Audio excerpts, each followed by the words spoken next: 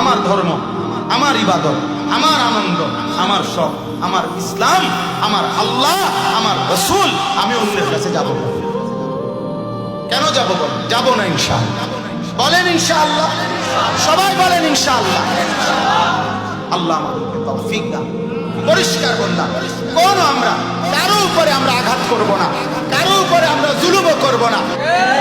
ধর্ম যার যার, উৎসব সবার, এটা মিথ্যা কথা, এটা কুফরি কথা, এটা কাফেরের কথা, এটা বেঈমানের কথা, ইমানদারের কথা হইতে পারে না। এটা বেঈমানের কথা। ধর্ম যার যার, উৎসব সবার, না না, আমরা এটা মানি না, আমরা এটা মানি না। আমার ধর্ম, আমার ইবাদত। আমাদের ধর্মে কোনো আলাদা উৎসব নেই। রমজানের ঈদ এটা উৎসব, তাইলে আমরা 2 রাকাত নামাজ পড়ি কেন আলাদা? কোরবানির ঈদ এটা উৎসব, তাহলে আমরা আলাদা নামাজ পড়ি। আলাদা নামাজ পড়া এটা উৎসব, কোরবানির দিনে পশু জবাই করা এটা উৎসব, এটা ইবাদত। বলেন না কেন? মুমিনের হাসি ও ইবাদত, মুমিনের কান্না ও ইবাদত।